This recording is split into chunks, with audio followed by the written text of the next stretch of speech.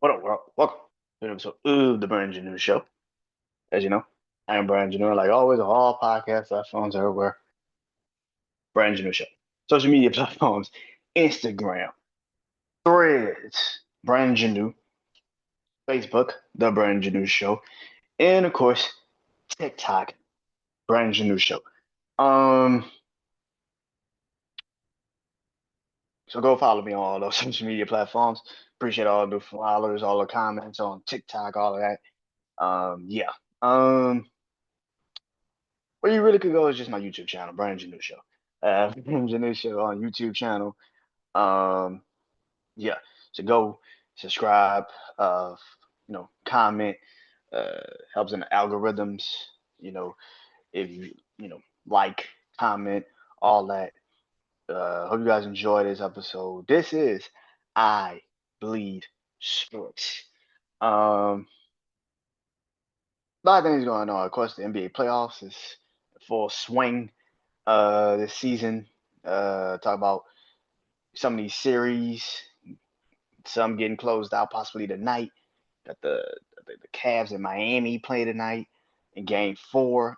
Cavs up 3-0. Could sweep tonight. Um, you have two series. You have a series tonight, I think, Golden State and the Rockets. See if the Rockets can make this tied series going back to Houston, coming back to Houston this upcoming week, or will they lose and go to state and then come back to Houston and possibly have to fight for their lives in Game Five? It depends on what happens next. Depends on what happens next. Of course, Minnesota beat the Lakers yesterday. The Pistons beat the Knicks. I mean, the Knicks beat the Pistons. I'm sorry. Um, Boston beat Orlando. And what was last night's game? What was last night's game? Fuck, it was a game last night. I forgot the last night game. What the fuck was last night's? Oh, Pacers beat the Bucks, which Dame is out, and I'll talk about that too. NBA playoffs, boxing, of course, is back this weekend. Like I said, I talked about it a little bit last week. I'll talk about it today. Roland Romero and Ryan Garcia had did a sit down for their fight. So talk about that. Um, and of course, I will be giving my draft grades for the NFL draft. Who I thought had a really good draft, who I thought was like, oh shit, could have did better. Better luck next time. Um, but let's get into it, man. Let's start it off really with the talk of the town for sports. Shador Sanders. Shador Sanders was projected to go at one point the number one pick in the draft. Then he was projected to go second. Then he was projected to go sixth. Then ninth. Then 21st. The man didn't get picked into the fifth round, 144th in the draft, um, by the Cleveland Browns. And I talk about Cleveland when I get my draft grades out because I talk about them when I get my draft grades out. But Shador Sanders, me and my brother last night we talked about it on Bleed Black and Gold when we talked about the Saints, and of course, this is a hot button issue in sports media right now, just in general. Because Shador Sanders is, of course, son of Deion Sanders, one of the greatest football players of all time. Um, and this evokes emotion out of a lot of people right now. I mean, a lot of people feel like the kid got screwed over. I do too. I'm not gonna lie. I feel like he got screwed over by the NFL. Um, through it all, I think we've been looking for the reasoning behind why this happened to him. I think we have blamed the NFL. We blamed teams that would we blamed a lot of things. I think who I really think hurt Shador Sanders' stock more than Dion Shador himself. Um, Press everything like I think what hurt Shador's stock is media. That could be social or that could be mainstream. But I think media really hurt this kid's stock. The reason why I say the media hurt Shador's stock is because I don't think he was projected to go top 10. I don't even think he was projected to go first round. See, you start to hear the stories after the situation happens. You never get it in the beginning. But the problem with that is that I think this kid, I think Shador, got fucked over by the media. Not by how they talked about him. It's how they preceded him. I think that the media, because you got to realize Deion Sanders comes from, yes, the football background, but he also was in the media for a good stretch of time before he left and went to go coach Shador in Shiloh. So he has a lot of media friends that probably tried to sell Shador to them. They probably grew up around those kids.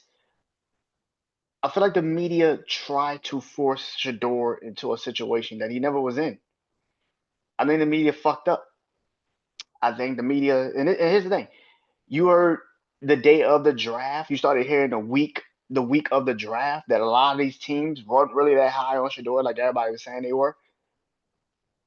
And I think that ain't some weak shit. I think they've been feeling that way for a month or two. You telling me that you've known that Shador Sanders, you've known who was going 1, 2, and 3, respectfully, for a month and a half. You know Cam was going 1, you knew Travis Hunter was going 2, Abdul Carter was going 3. Or you could have sit there and said maybe Abdul Carter is going 2, Travis is going 3. But you knew Abdul Carter and Travis Hunter were going 2 and 3, respectfully. You knew Cam Ward was going 1. After a while, you even knew who the fuck was going 4th. You knew Will Campbell was going 4th because there's no way in hell the mock draft show started to tell you, hey man, Will Campbell with the Patriots is probably he's going 4th. So you telling me you didn't know Shador Sanders was not being highly recruited, really highly on these people boards? I'm pretty goddamn sure that and this is something I feel about the media. The media nowadays don't tell truths. They don't be honest. They have a narrative. And the narrative they wanted to push was Shador Sanders. No matter how good or bad it was, no matter how true or false it was, he was going to be pushed. You can even see it in the draft coverage. Soon as Cam Ward, who was the number 1 quarterback on my board, I thought Cam Ward was better. Easily better. I'm like, you can fucking tell this kid was better than fucking Shador. But that's how people sold it. Soon as Cam got drafted, what did the media do? Immediately went to Shador Sanders. Not, yo, Cam deserved to be the number 1 pick. Hey, man, Cam was probably one of the best quarterbacks in the draft. None of that shit. And I know somebody's going to sit there and get in the comments and say, well, Brandon, Cam was already drafted. He was already in the. No, bro. It's how people perceived the situation. It didn't matter how people. And like I said, people in the media, I think, had an agenda. They had a narrative they had to push. And that is that Shador Sanders is one of the best quarterbacks in this draft. I didn't think that. I didn't. I personally did not think Shador Sanders was one of the best quarterbacks in this draft. I thought he's serviceable. I thought if you drafted him, you had to put him in the right situation. People continuously fucking forget this shit. Bro, he had a bad offensive line in college. Bitch, that is college. That is college. Why the fuck do y'all continuously think college is football, NFL? Let him have a bad offensive line in the NFL and he gets sacked 57 fucking times in a season. This motherfucker not walking straight. Are you kidding me? Get the fuck out of here. Y'all have now pretty much have put yourselves in this mindset that college football is NFL. And it's not, bro. Let Shador Sanders get hit by fucking Jalen fucking Carter in an NFL game and see how that works out for you. Let him get tagged by TJ Watt in a fucking game and see how that works out for you. Let him get hit by Roquan Smith in a football game, and let's see how that works out for you. Y'all are sitting up here thinking fucking college football is fucking the NFL, and it's fucking not. This is what I've been saying about Travis fucking Hunter. Y'all think college is fucking NFL, and it's fucking not. It's a different fucking game. I said this a week ago. Yo, Shedeur is his ceiling is Brock Purdy. It's Brock Purdy. Brock Purdy was put in the right situation, got drafted by the right team, but he's Brock Purdy. He's accurate, not really that athletic. He doesn't have a crazy arm. He can't throw the ball 60 fucking yards down the field like everybody. And then somebody dumbass person gonna get into the comments and be like, no, he can't. Shut the fuck up. You don't know shit. No, the fuck he can't. If he was on a 2-yard line, you think he'd throw the ball 80 fucking yards? Get the fuck out of here. Fuck out of here. No, he can't. He can't throw the ball deep. He's okay. He's serviceable. You can put him in an offense that's already made. If it was, like I said, the Steelers would have been great for him. I think the Steelers would have been a great place for him. But when you start to now hear these reports come out and say Steelers didn't take him because they felt like he was just Kenny Pickett. Now, I don't think he was Kenny fucking Pickett. I mean, that's disrespectful as fuck. That's disrespectful. Small hand Pickett? You think this motherfucker was small hands Pickett? Are you kidding me? It's kind of funny that him and Kenny Pickett are now in the same quarterback room. But y'all sat there and said this man reminded you of Kenny fucking Pickett? But then you hear what they were saying. Like, he's not athletic. He's not super athletic. He can throw the ball. He's accurate. But he can't really throw deep. He's okay. You start to hear these reports now. These are reports that I'm pretty sure that these fucking reporters were getting for months. Not weeks, months. And then you try to sell it under the guidelines of his attitude. Oh, man, they felt he was entitled and he's humble. He needs to be humbled. How many motherfucking quarterbacks ain't entitled and feel like they need to be humbled? Caleb Williams last year was a fucking #1 overall pick, and this motherfucker was telling people, I don't want to go to Chicago. And he changed his tune once they sat down with Chicago. But we all knew that was a stupid fucking decision. He didn't want to go to Chicago, but they had the #1 pick. And he wanted to be #1. That's all the fuck he cared about. He didn't give a fuck about Chicago. He never did.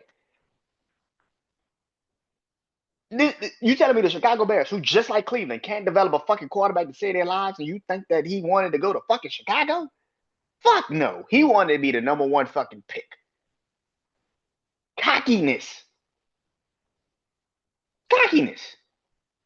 That was one of the reasons why I didn't want him to be the #1 pick. I'm like, this motherfucker is going to fuck up your franchise. He's too fucking cocky. He arrogant as fuck. He think he's Patrick Mahomes, and he is fucking not.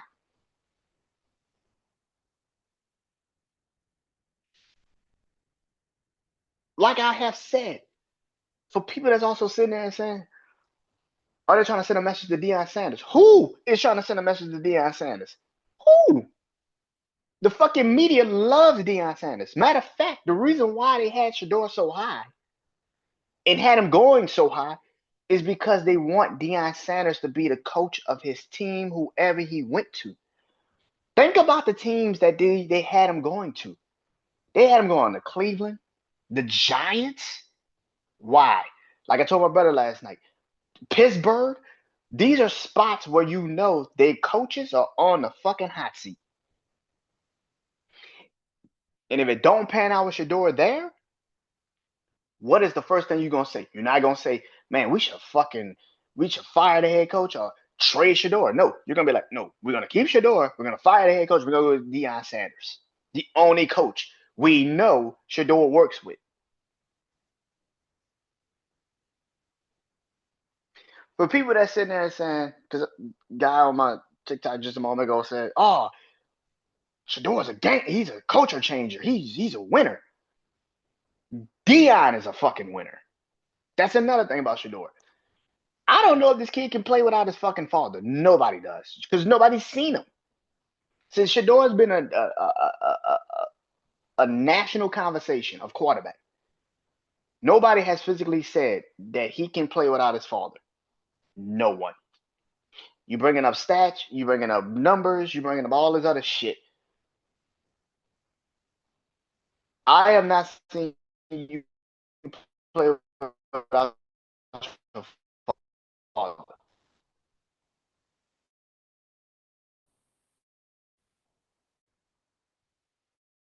In 4 years, I've not seen it.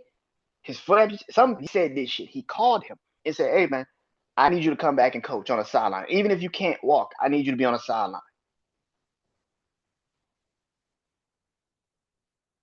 Like I say, it's a magnitude of fucking things.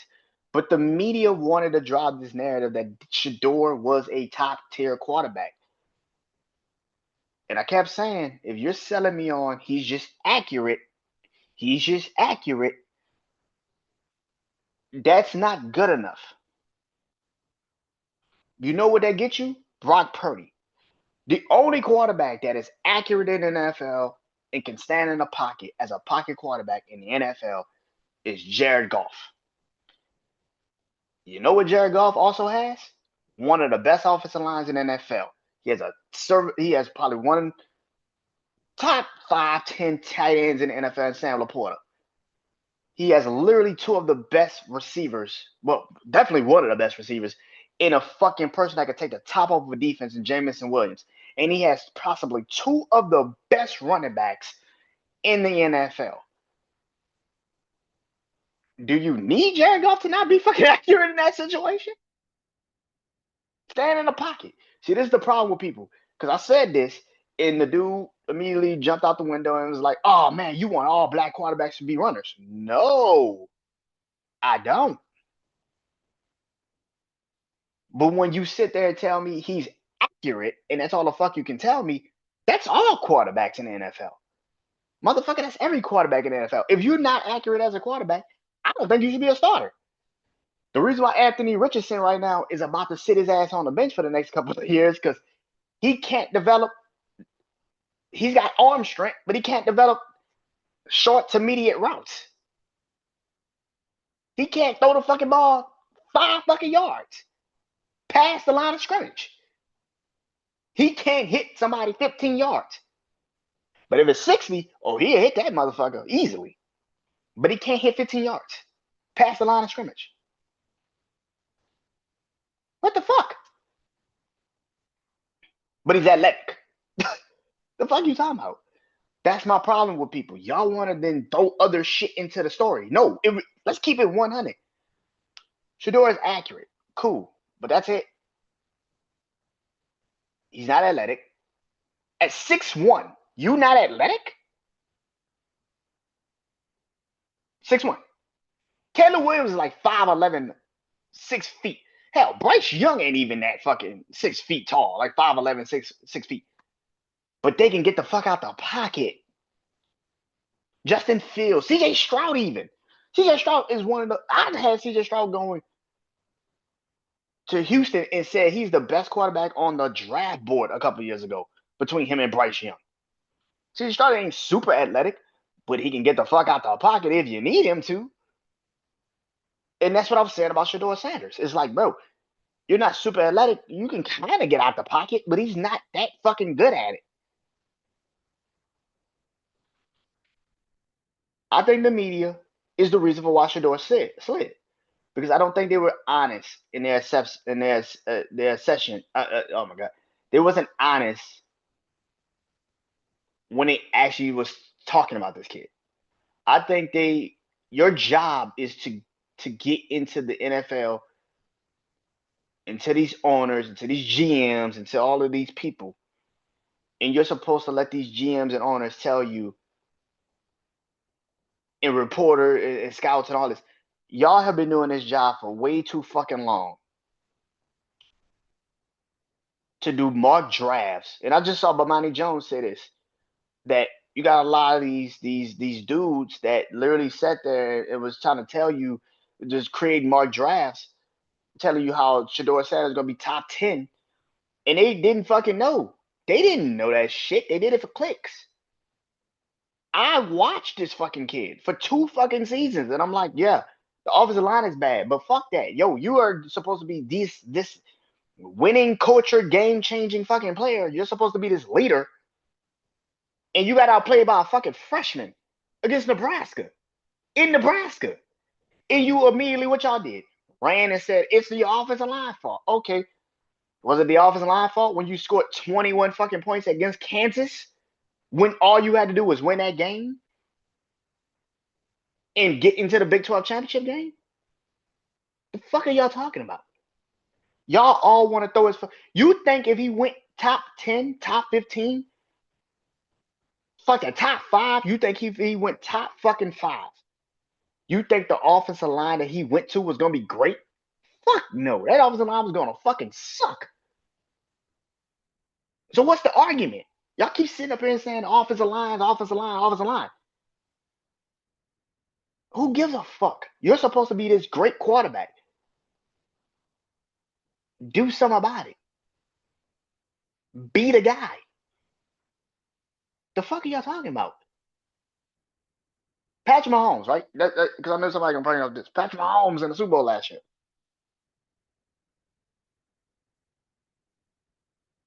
Patrick Mahomes is great. One of the greatest quarterbacks to ever do it, right?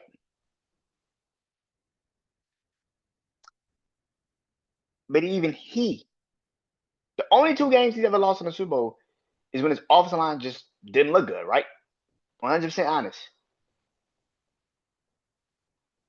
But was he always a prohibitive favorite to go into those Super Bowls?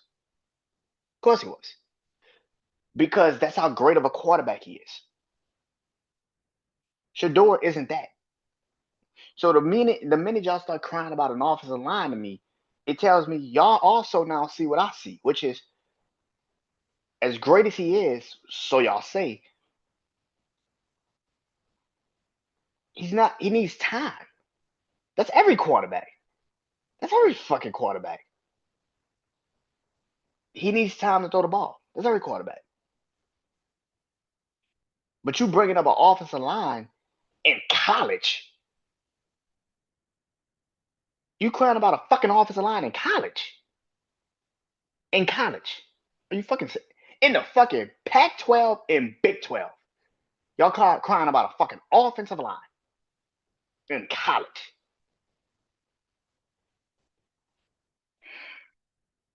Okay. Okay. I don't get that shit. In college. I've seen quarterbacks with no offensive line still find a way. Joe Burrow got the Cincinnati Bengals to the Super Bowl with no offensive line. Great quarterbacks don't make excuses. They win the game. Y'all bringing up bad fucking offensive lines. I saw Joe Burrow get to a Super Bowl with a terrible fucking offensive line. They've been trying to fix that offensive line for this dude since he's been a starter.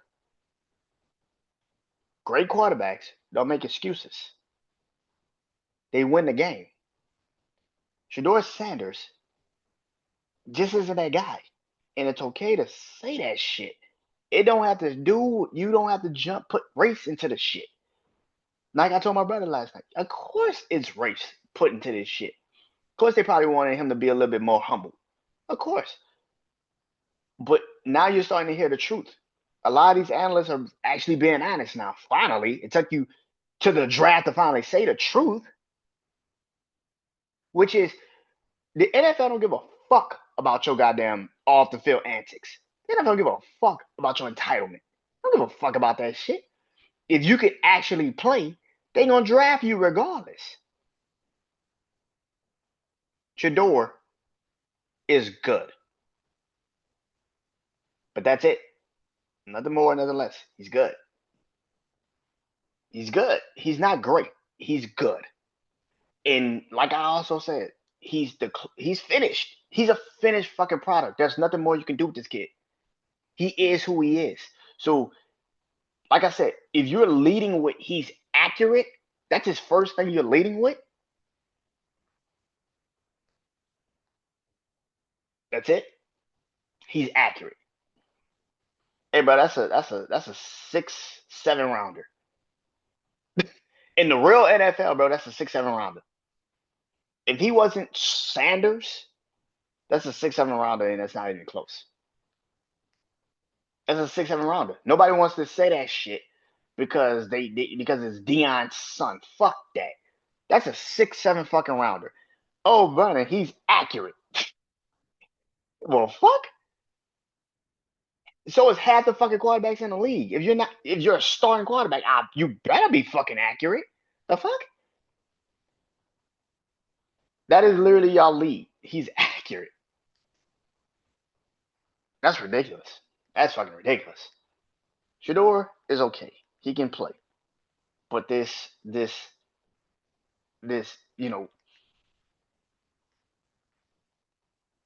I can't believe he slid that far shit. The media did not tell the truth. And I feel like they fucked that kid because the media did not tell the truth. I'm pretty sure that the media been known that he wasn't going high. They knew that. That's why they try to keep selling him to the people. It's like, nah, Shador's great. Y'all just don't. No, bro. He's not. The tape does not lie, bro. Y'all keep telling me his tape is awesome. His tape is great. His tape is this. And I kept saying, name me one time where he was the best player on the field. You can't fucking do it because it don't exist. Name me one time when Shador was the best player on the field because you can't fucking do it because it don't exist. And you're going to run and say, well, it's awesome. Fuck that. You don't know. I'm not about to keep letting y'all keep sitting there and trying to blame the offensive line for what the fuck he is. He is okay. He can play. But he's not. Even the most loved Shador fans, no. You have to build a team around that kid. A team is, and that, fuck that. A team has already got to be built for him. He's, in his ceiling is Kirk Cousins.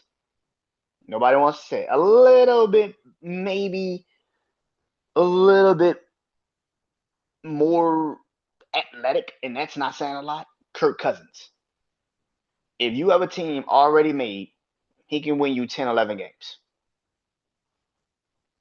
He can win you 10, 11 games. I'm not going to sit up there and act like he can't. He can play. But to sit there and say he's this franchise quarterback and he can come in and he's a culture changer and all that other shit, no, he's not. No, he's not. He's not.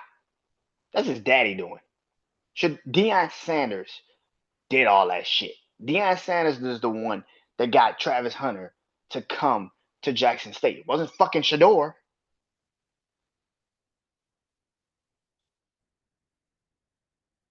Deion Sanders is the reason for why his son has even gotten the press coverage that he got.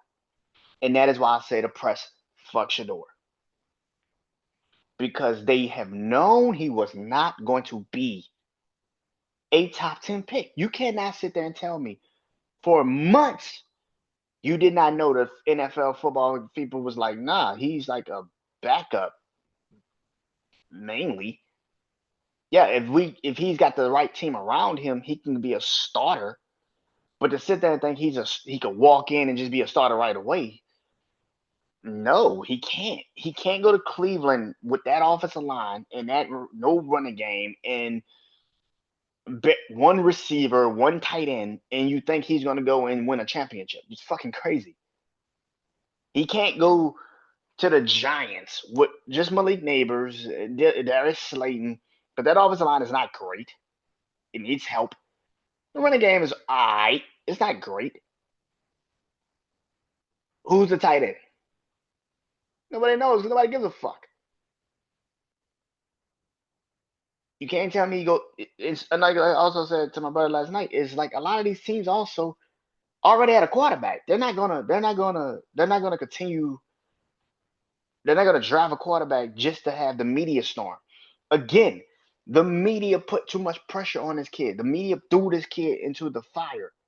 The media made this kid bigger than what he was because they love Deion Sanders. I blame the media for this shit. The media fucked up. They kept trying to sell his kid and nobody was buying it. Nobody bought him. Nobody bought the kid. Nobody fucked with Deion Shador like that.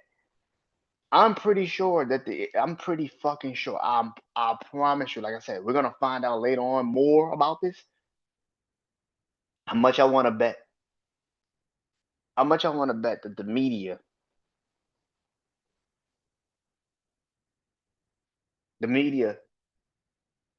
chose to withhold information about how people was really feeling about Shador Sanders. You don't tell me teams like Pittsburgh, Saints, Giants, Browns, teams that have some iffy quarterback situations like the Jets, Raiders, 49ers, Cowboys. You don't tell me these teams that need kind of like a backup that could probably start if something happens to your starting quarterback. Because we know the value of quarterback, particularly the backup position. You telling me you couldn't draft Shador Sanders? Of course they fucking could have.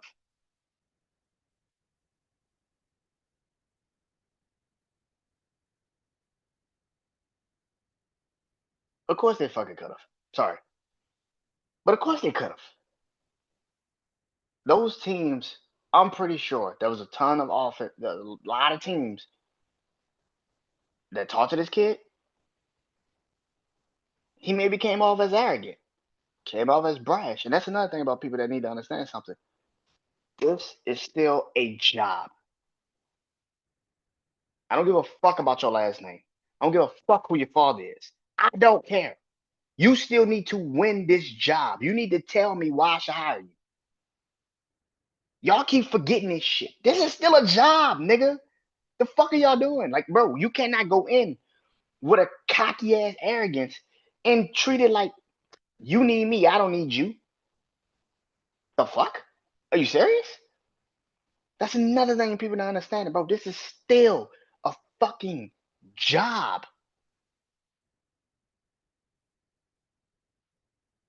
And y'all are really forgetting this shit.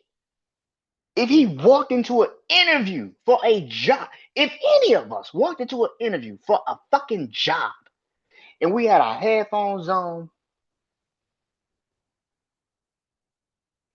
very nonchalant, not really giving a fuck, trying to sabotage the situation. Now, of course, we don't know if this really happened, but if this did happen, how many of us would get hired? None. That's who. None of us would get fucking hired. Are you kidding me? None of us would get fucking hired. Y'all are forgetting this shit. The NFL is still a job, man. If he walked into a job and yes, you're supposed to know the offenses and you're supposed to if you walked into a job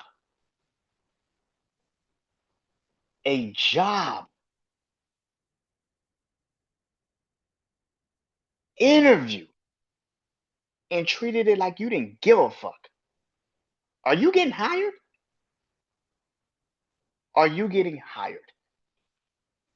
Y'all are completely fucking forgetting this shit. The NFL is a lot of things, but the NFL, more than anything in this world, is still a fucking job.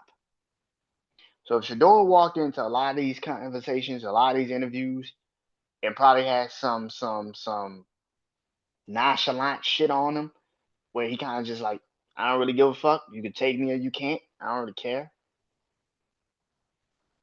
Is that race? Or is that just one individual being a complete and utter asshole?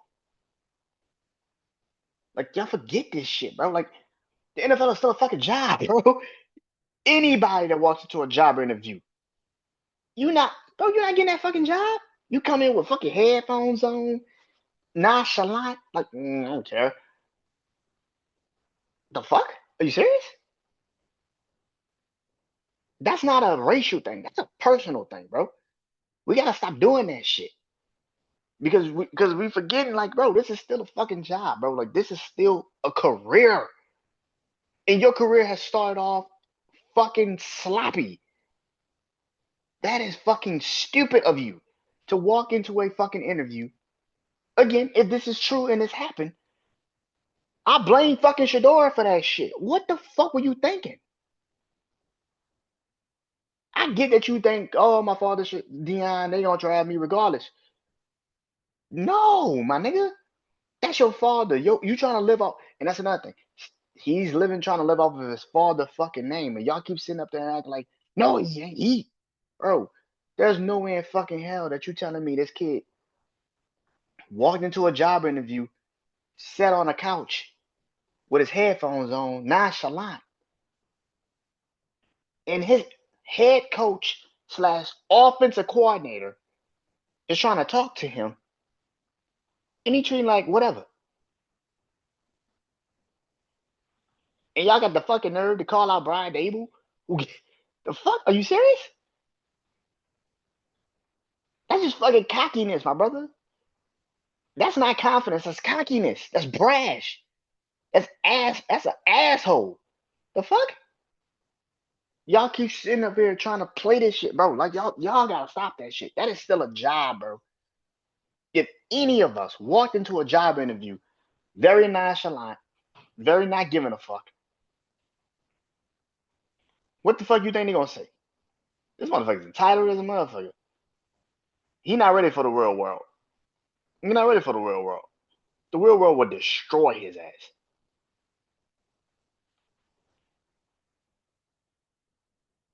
Shador slid in a draft.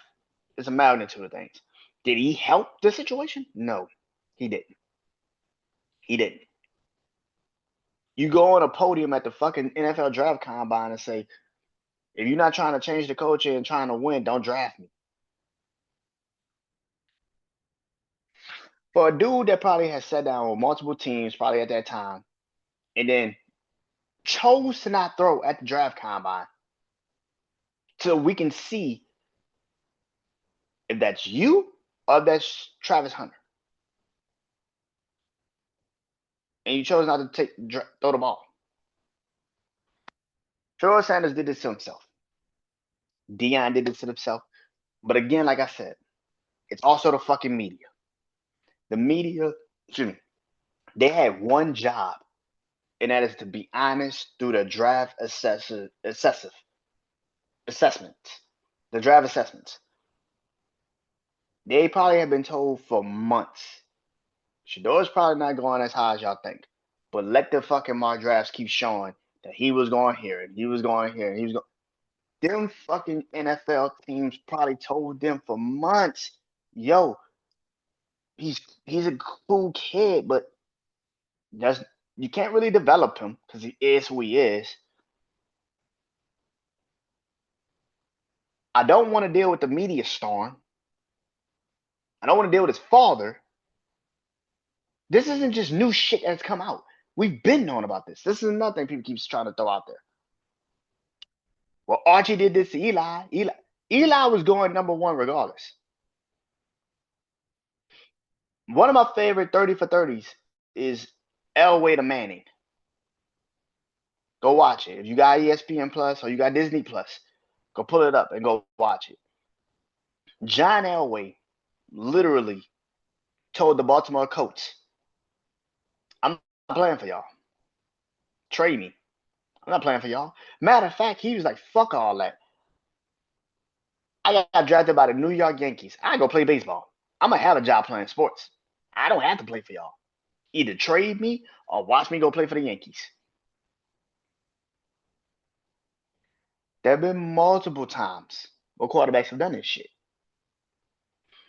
But where the problem lies is that y'all keep sitting there trying to defend this shit. Oh, Archie did it. Archie did it. Archie had also one already successful son in the NFL at Peyton Manning. Peyton Manning was one of the best quarterbacks in the NFL by this time. Eli got drafted in what, 2004? 2005? 04, 05?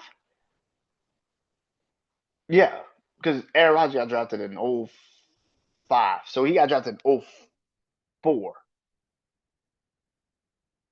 Yeah. Yeah, because the Patriots beat the Steelers in the AFC Championship game in 05. Yeah, because Big Ben was a rookie in 05. Wait, 04 or 05. But some people that also remember about that too is when Eli got to the New York Giants after that trade, you know who was actually the starting quarterback? Kurt Warner. Eli didn't start right away. Kurt Warner was the starting quarterback of the New York Giants when Eli got there. So it's like, what are y'all talking about? And in that draft, by the way, there was 3 quarterbacks that all was projected to be in the top 10, 15. Eli Manning, Phillip Rivers, and Big Ben. Big Ben Roethlisberger. Eli was going number 1 because he was the best quarterback that draft. That is why Archie can say what he said. Shador was not the best quarterback in the draft. He wasn't. He wasn't going preeminently number 1. He wasn't. And then you sit there and say, I'm not gonna let him go to certain teams. Okay. You don't have the pullout like a big Eli Manning did or John Elway. John Elway told the Baltimore Colts, trade me, I'm playing for the Yankees. And for fucking damn near an entire draft, people were just trying to trade picks to get John Elway. Go watch this documentary because the documentary is one of my favorite documentaries that they put together. But to watch them, to watch the Colts, watch Denver and the Colts particularly, because the GM was like, I'm not trading John Elway. He's the best prospect that we all seen that year. He was clearly the best prospect. That's not the same with Shador.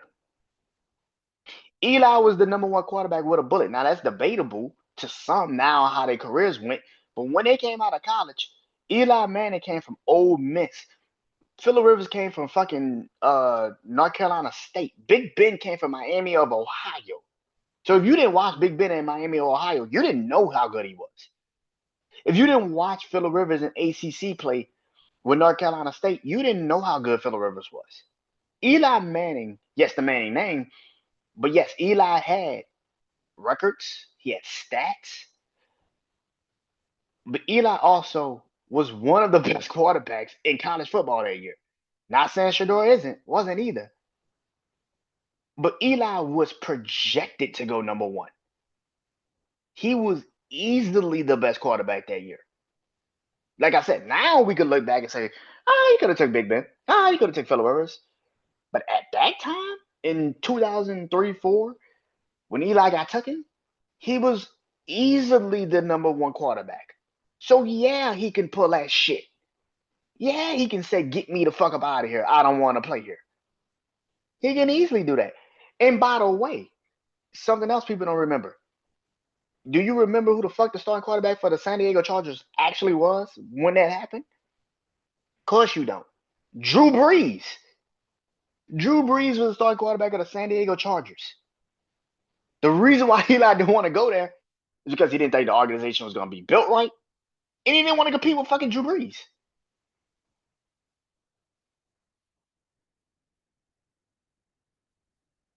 Phillip Rivers got drafted, and then everything worked out the way it worked out.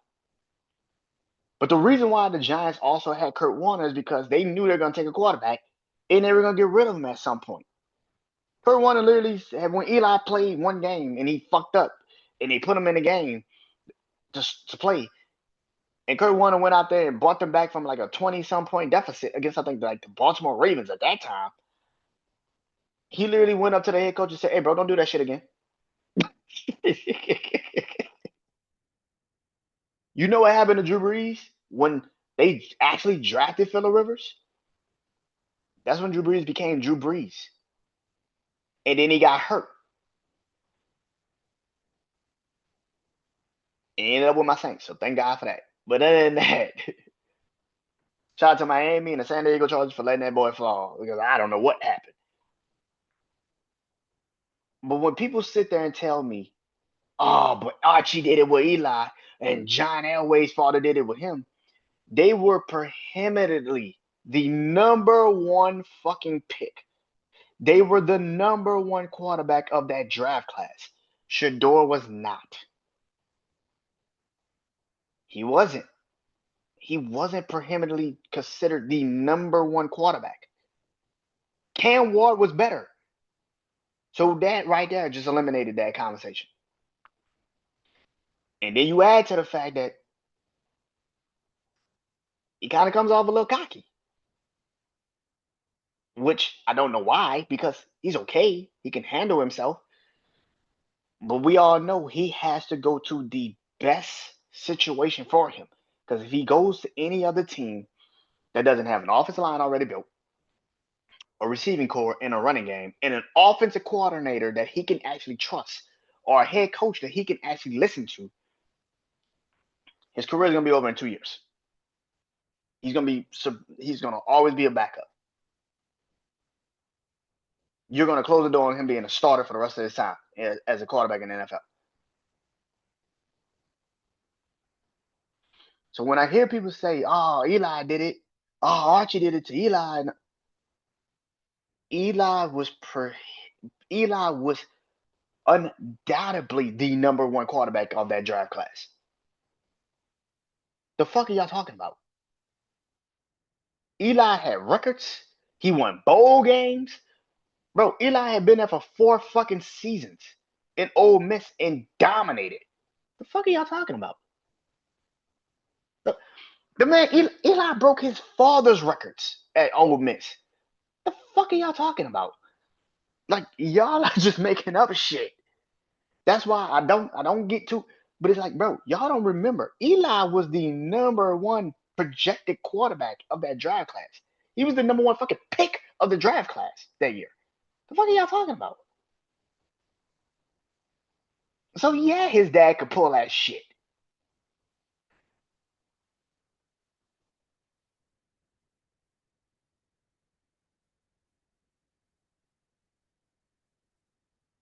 The media did not do this kid any favors. I think the media just chose to not accept that this kid was not gonna get chosen high. That could be because they love Deion Sanders so much. That could be because they just think he's so great. But when you banging on the table, screaming, "Oh man, this kid's number one with a bullet," he's one of the best quarterbacks, and then you sit there and say, "Well, Cam Ward's actually the best prospect at the quarterback position, and Adul Carter's probably Travis Hunter's actually the best prospect, and Cam Ward is the best quarterback." Then what really is Shador? He's not the best quarterback, and he's not the best prospect. Then what is Shador? Now you fall into a situation, and that's what happened. The media just did not give this kid any favors. They didn't help him. They knew that teams felt that way, and they still chose to just bypass it because they love Shador or they love Deion or they love both. And I blame the fucking media for that shit. I blame the media for that shit.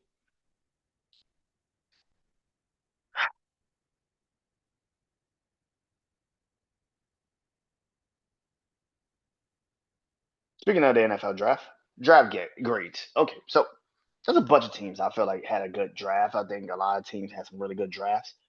One team that I love their draft, to me personally, I love this draft for this team, is the New England Patriots. I thought the Patriots had the best draft. I think the Patriots had the best draft. You draft the best offensive lineman in the draft in Will Campbell. Boom.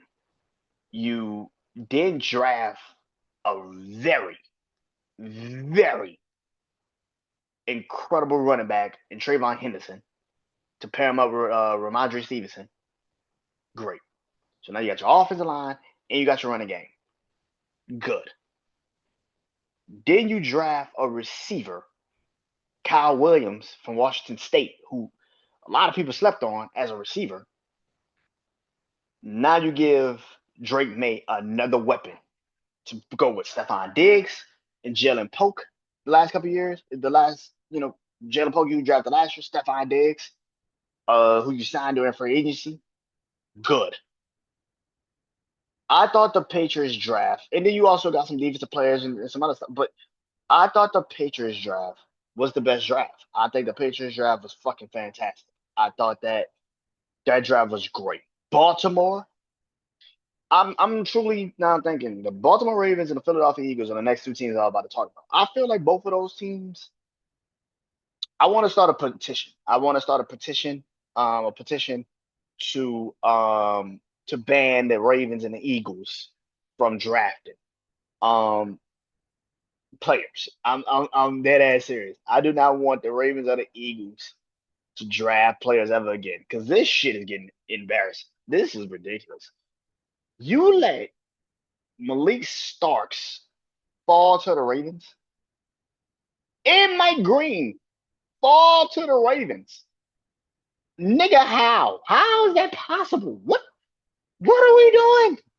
What are we doing? Like they literally let them fall to the Ravens. I don't understand this.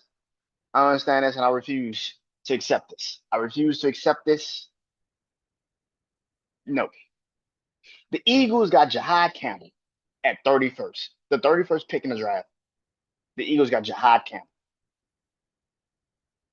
Kiss my ass. Like that is ridiculous. Kiss my ass. That is ridiculous. I'm filing a petition. This is ridiculous. I'm filing a goddamn petition to get rid of the Eagles and the Ravens for drafting again. This is ridiculous. I'm done. I'm done. Teams that I'm shocked that actually did like their draft class. I like Dallas's. I like Dallas Cowboys draft class. I thought Dallas did a great job with their draft. You draft Tyler Booker, which was a great fucking pick. You needed an offensive lineman. You just lost Zach Martin to retirement. You needed an offensive lineman. You need to keep building that offensive line.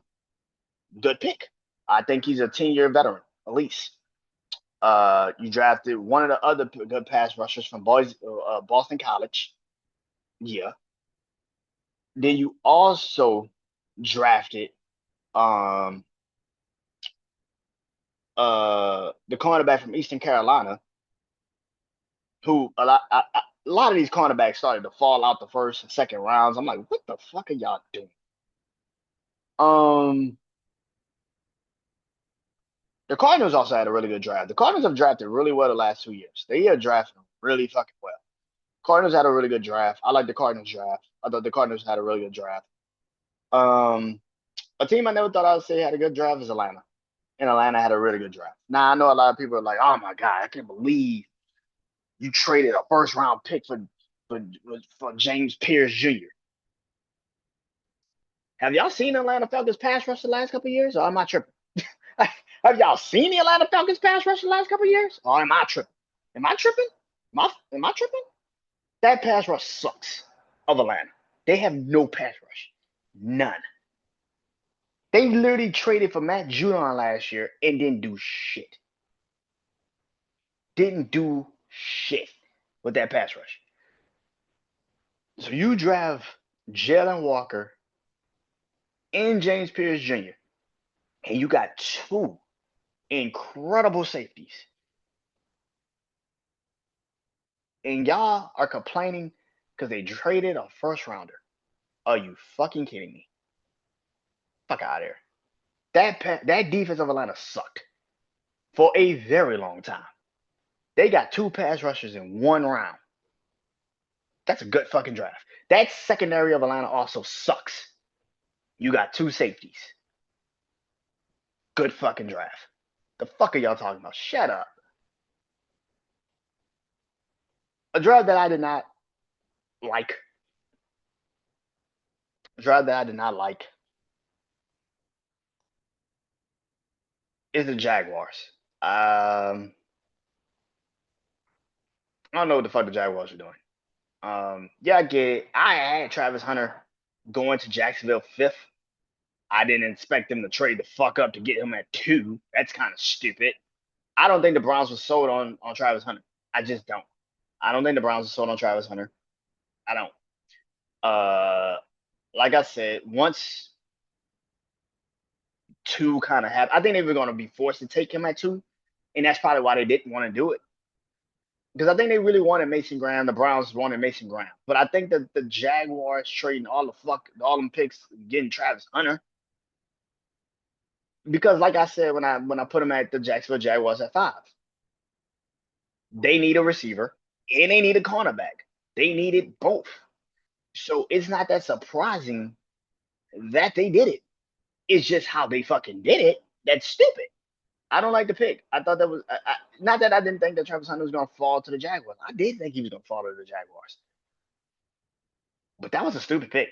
I just think you trading all of them picks to get him there is just like, I get it because you think that he's going to fall to like 4, maybe 5. I mean, you think he's gonna probably fall to 3, and then the Giants are gonna take him. What if the Browns take a dual Carter and Giants are forced to take Travis Hunter? I get it, but it's just like, yeah, I thought it was a stupid decision. That was really stupid. I didn't like that deal. I didn't like that decision. That was really stupid.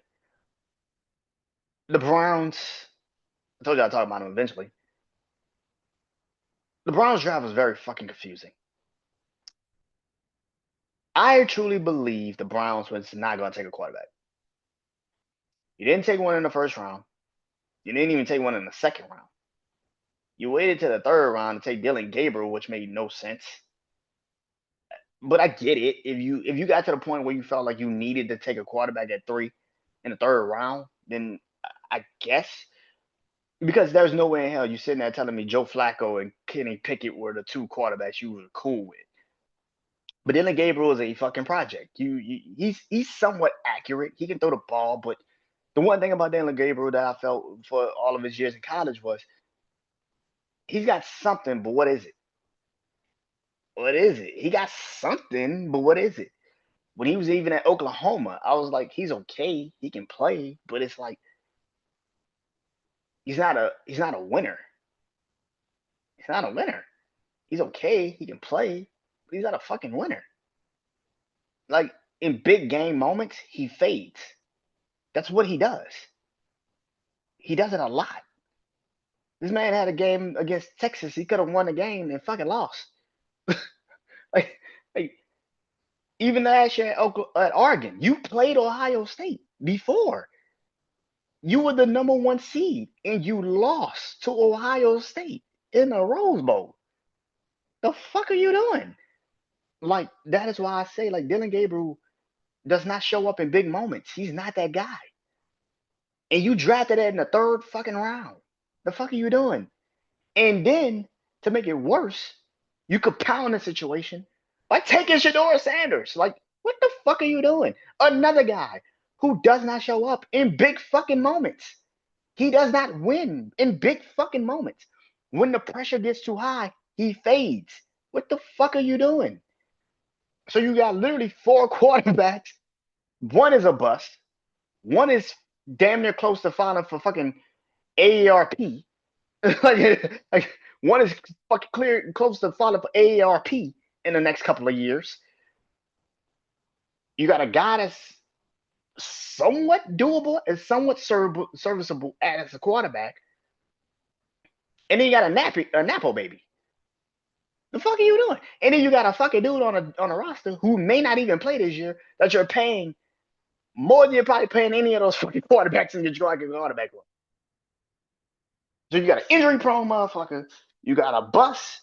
You got a person that's falling for AARP in a couple of years. You got a somewhat doable, serviceable quarterback, but he's not going to win you big games. And you got a fucking Napo baby.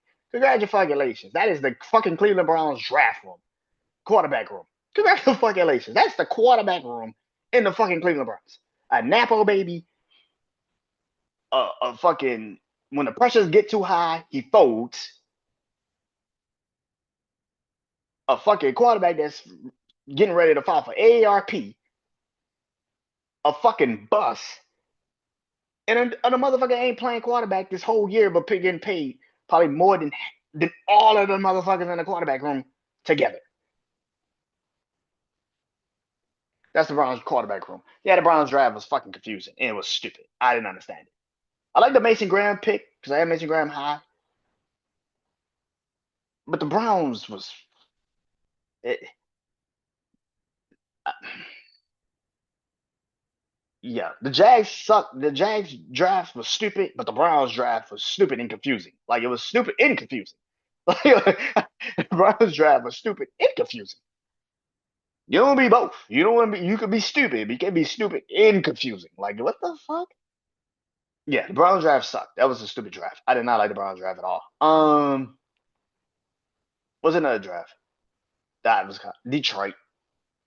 I love Detroit.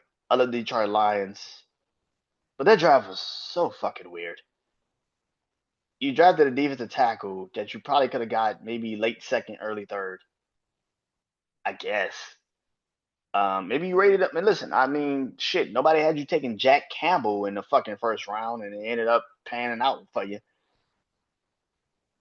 So I'm not gonna question the drafting skills of the Detroit Lions, but this is the second draft where I'm kind of I don't get it. It's the second draft that I'm like with the Detroit Lions. I'm like, I don't get it. Why did you do that? So yeah, I don't know about that one. A team I didn't say earlier that I love their draft too was the Raiders. I think the Raiders draft was really great. A team that I thought was draft was fucking terrible was the San Francisco 49ers. I don't know what the fuck San Francisco's doing. I have no idea. You drafted a pass rusher first round with the 11th pick overall when you know you need offensive line help. The fuck are you doing? You know you need offensive line help. You know all you got is Trent Williams on that offensive line. And you drafted a fucking pass rusher with the 11th pick in the fucking draft. I get it that you don't think there's any pass rushers at the 11th spot that you can go get and fucking and go fuck with. I get that. Trade the fuck out the pick then. Trade the fuck out the pick then. Like was it that hard to just sit there and say I'm not trading out the pick? That's stupid. Like I did not like the 49ers draft. I thought that was a very stupid ass draft. I'm like, what the fuck are you doing? The 49ers draft was horrible. It sucked. It was bad. It was really bad. Another draft I did not like is the Bears. You took a tight end who pretty much is already the tight end you have. Like, you took another tight end that's pretty much the same tight end you already have. Cole Kmet and Colston Loveland is literally the same fucking tight end. A fucking receiving tight end that can't really block like that. So you just got another fucking weapon. I like the second round pick. I thought Luther Burton was a really good fucking pick. I like Luther Burton a lot coming into this draft. My question to that would be, okay, so you got DJ Moore, you got Rome Medusa. Where does Luther Burton fit in? When you just also sign Zakinis from the Commanders. Where the fuck does Luther Burton fit in? I don't understand it. Now you got dumbasses in the media that will sit there and say, "Nah, it was what they should have did." They, I think they signed so many offensive linemen during a free agency that their draft became just so about just trying to draft offensive weapons for Caleb, and it's like your defense is still a fucking conversation to be had, my brother. You need to draft defense. The fact that you took the tenth pick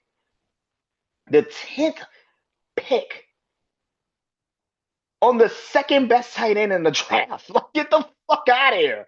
Like, you took, and here's the thing, again, like I've always said about Ben Johnson. Like, yes, he's great, but we don't know what you're going to be as a fucking head coach. Same thing with Kellen Moore, my coach. I don't know what the fuck you're going to be as a coach. I have no idea what you're going to be as a head coach.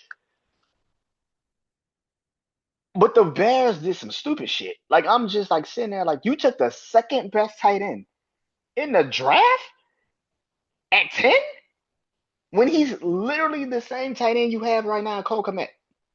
The fuck are you doing? That shit is mind boggling. Like, what the fuck are you doing? Again, I'm not gonna question Ben Johnson, but you also are first year head coach. I don't know, you know what the fuck you doing as a fucking head coach? I don't know, you know. I don't know. I don't know, bro. But to sit there and come up with this idea that this made logical sense to take the second best tight end to most people. He was the second best tight end. This wasn't just a, oh, it's maybe a conversation. No, Tyler Warren was the first best. Tyler Warren was the best tight end in the draft. Austin Loveland was the second best tight end. And you took him first over Tyler Warren, who was still on the board, by the way. What the fuck are you doing? I didn't understand that draft. I didn't. The Bears draft was very fucking confusing. Like, what the fuck are you doing? There's more teams that I could like draft wise. I like picks more than I probably like the draft. I loved Green Bay's first round pick. I thought Green Bay needed a fucking receiver like tomorrow. They need a number fucking one. Matthew Golden falling that far to Green Bay.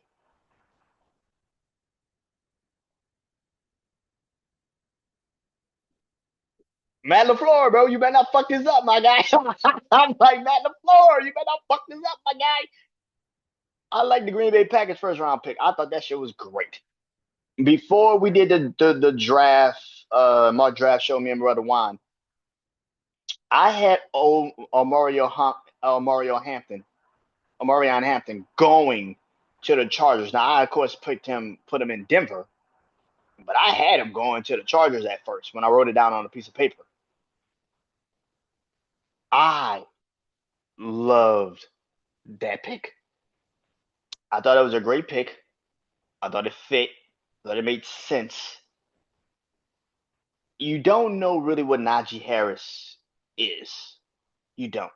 For the last couple of years, he's been hot and cold.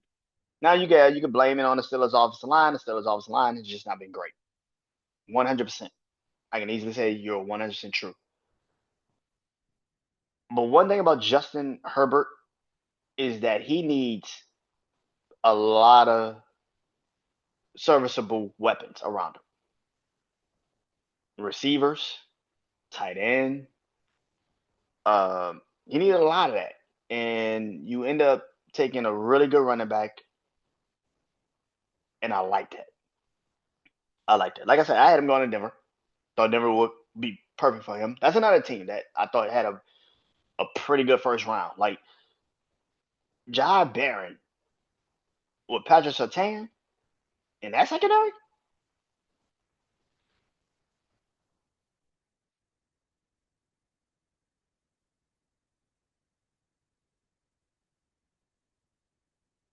You get a slow clap.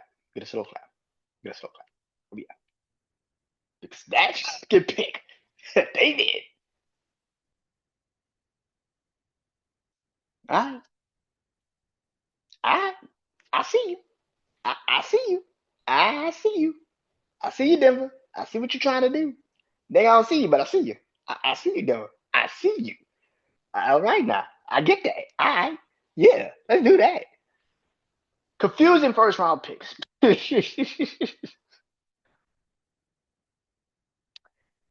Tampa Bay. Tampa Bay. Reason why I said Tampa Bay is a confusing first round pick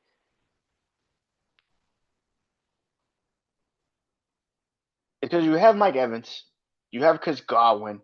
You can sit there and say, yeah, they kind of need a tight end. They need that another receiver, kinda. Yes, I guess. I guess. Like that's another team that I feel like bypassed getting a cornerback. Because you got to realize they picked what? I think Denver made a pick before them. No, I think Denver picked 21st, and I think they picked 20th. Oh, they picked 19th, and Denver picked 20th. Yeah, they picked 19th, and Denver picked 20th.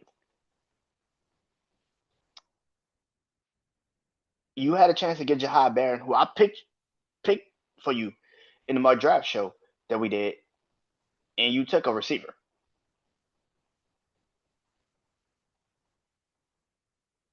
I fucking guess. Like I fucking guess, dude. Like I don't. I guess, man. Um. Yeah, I fucking guess. I fucking guess. I can't. Like I said, Chicago's draft was fucking weird. That was a weird draft. And of course people are gonna sit there and say, well, they're trying to give Keller Williams all options. Yeah, but there's certain people that you could have taken that could have really helped Keller Williams out. You go and get another tight end that's the same as the tight end you already have. Is a little bit fucking weird.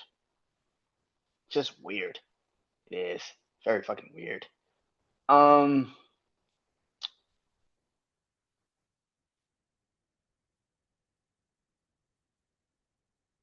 All in all, I think the draft was what the draft was. I don't think too many people, like I said, the teams that knew what they needed to get. Oh, I like Seattle's draft. Seattle's draft was really great from top to bottom. I thought they, but I like Seattle's draft a lot. I thought Seattle's draft was really good. I think Houston's draft once they actually started drafting fucking people. You needed receivers and you got two. Just so happened from the same fucking college. You need an offensive lineman and you got an offensive lineman. Good. Like I like Houston's draft. I thought Houston's draft was really good. So yeah,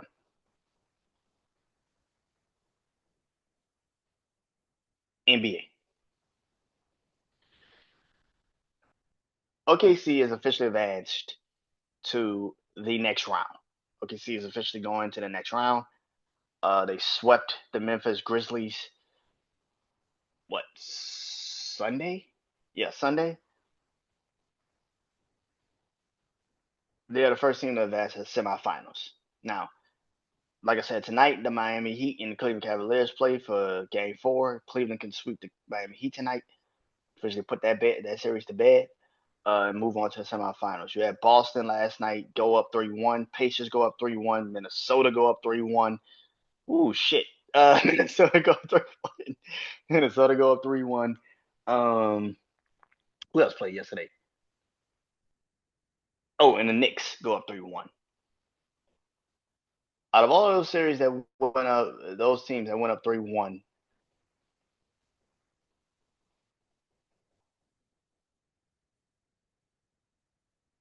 let me say this. Prayers up for Dame Dollar. Everybody knows I love Dame Dollar.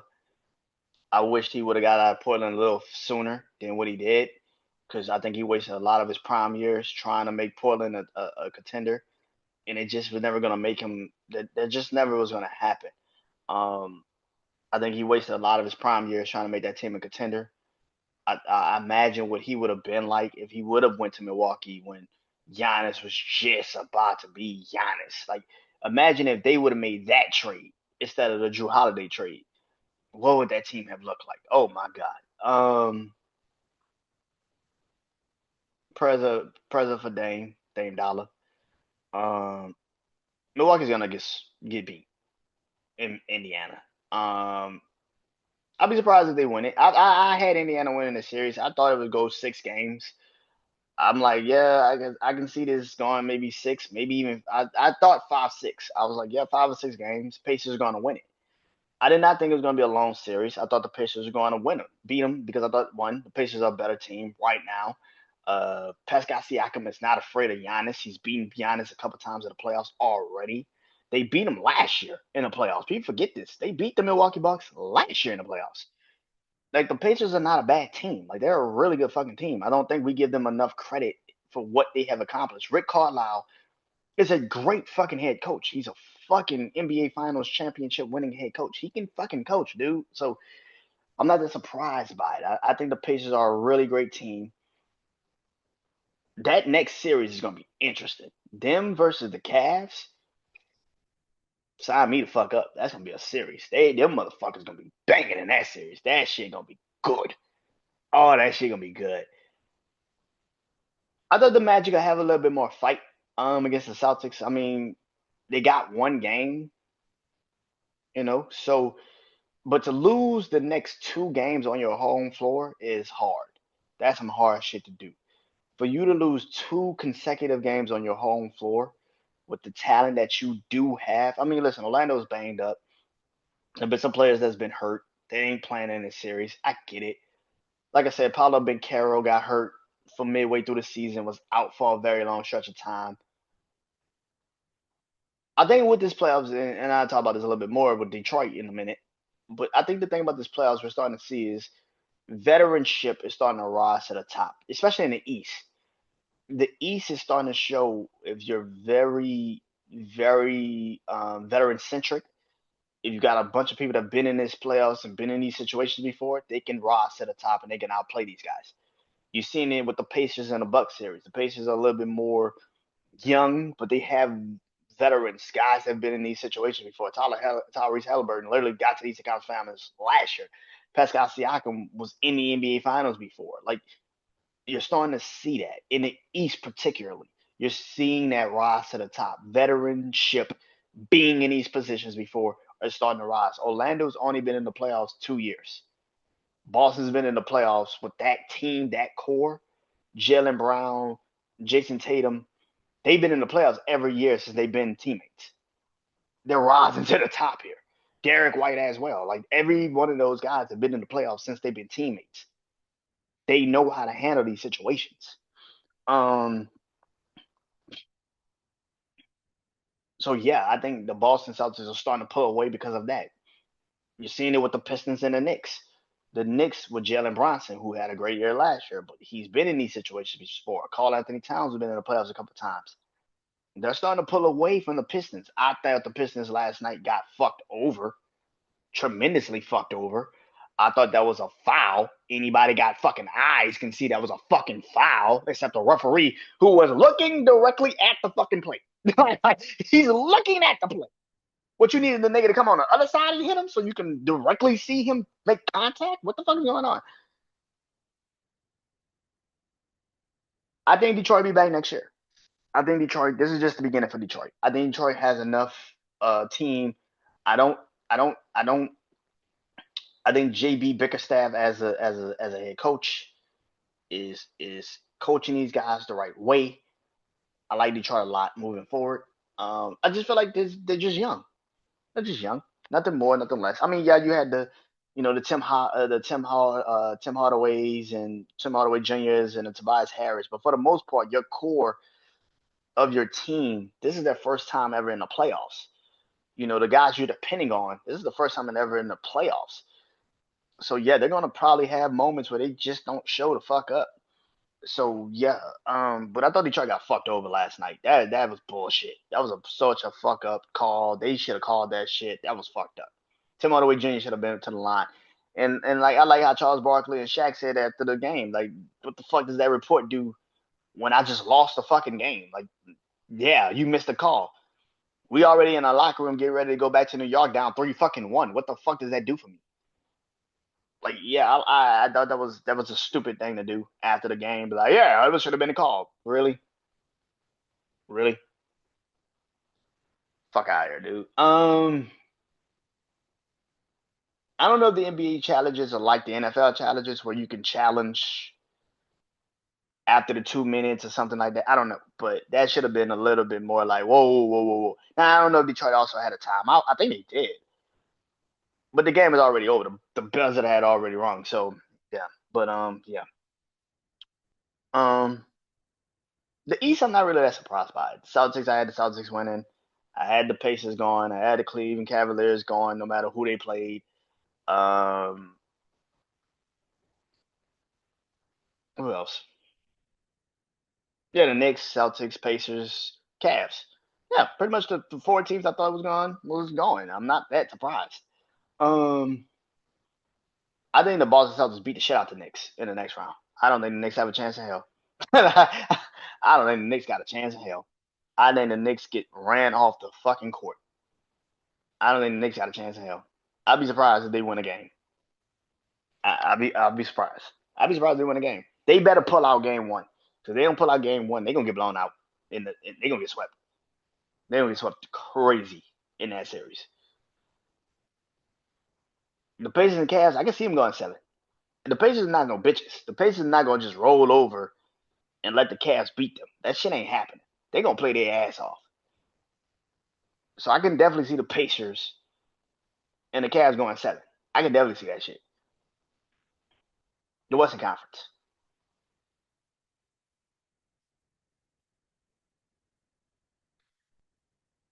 The Western Conference.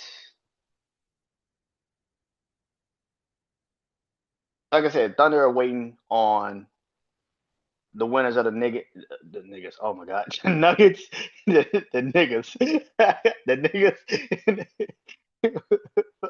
Holy shit! I'm sorry. Um, um, wow. I'm sorry. The Nuggets and the Clippers. Oh, shit. I'm sorry. I thought about that. I said the niggas. I said what? Oh my God. Oh man. The Nuggets and the Clippers. That's going seven. That's going seven. And I don't know who wins the seven in game seven. I have no clue. I don't know who wins the game seven. The way this series has been going back and forth. You know what?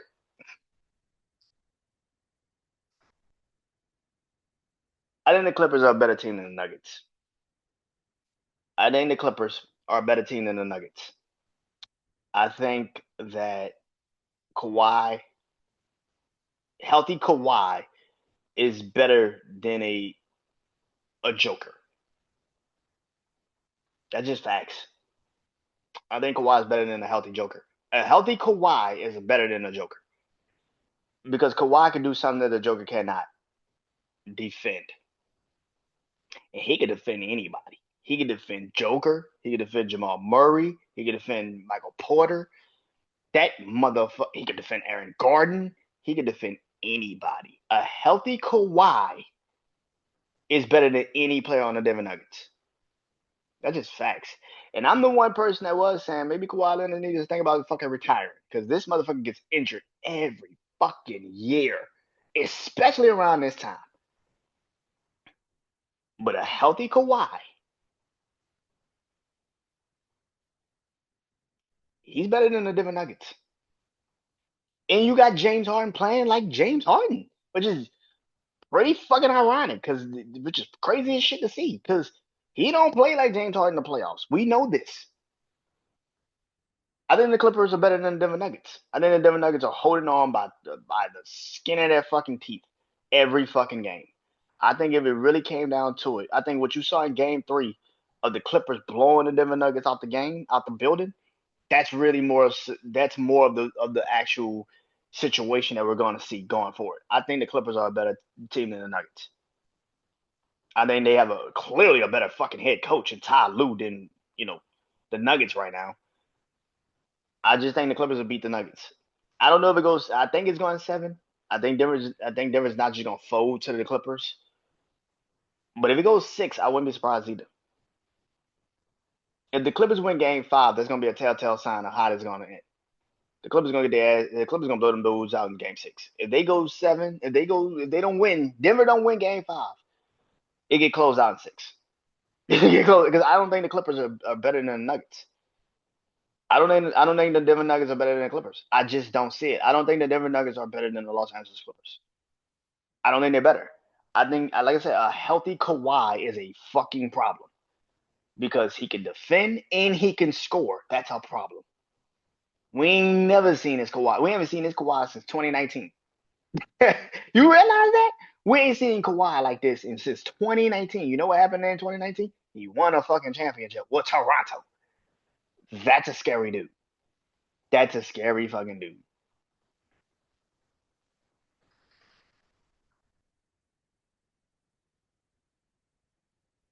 I think the Timberwolves. I think the Timberwolves beat the Lakers in five. The reason why I say they could beat I think the Timberwolves beat them in five.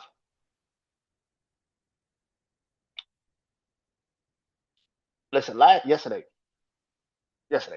Nazir Jackson Hayes of the Lakers, the first 4 minutes in the game, talk about first quarter, first 4 minutes, he gets a foul and he gets a technical, and he's out the rest of the time.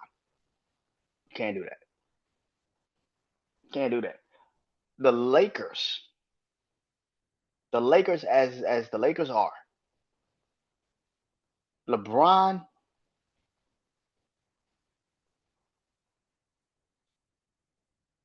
LeBron is old as a motherfucker. 40 years old. And you got that man out there playing 46 minutes. This is where we sit here and say, maybe, just maybe, JJ McCarthy. JJ McCarthy, Lord have mercy. JJ Redick should not be a head coach. Now, a lot of people sit there and say he probably shouldn't be a head coach, but that's a dumbass decision. You didn't even try to take these guys out. Give them a break. Give them a rest. Now, LeBron probably overruled you. Maybe you probably did. I don't fucking know. But if the Lakers don't come out and try to blow out the Minnesota Timberwolves in game 5, this ends in 5. Because I don't think you have Luka is this is the thing that again it goes into what Nico Harris was trying to tell you. Luka is not in the best of condition. Look, like I've been said, Luka could go out there and give you 30 points. He could drop 30 on people's heads. That's not the problem. It's the fact that he can also give up 40 points. That's the fucking problem. He can give up 40 something points. Because that's what the fuck it is. Luka could give up 40 fucking points and he scored 30. That's just who it is, what it is. Luka's never been a great defender. I said this shit for weeks, months. Luka's not a great defender. He's not. And Minnesota's making them pay for that. LeBron is up there in the age department, and then you're trying to make him also play. Go offense and defense. It's not going to work. I think the Lakers are screwed severely because now you have to come back from a 3-1 deficit. And I don't think you can do it. I don't think you can fucking do it.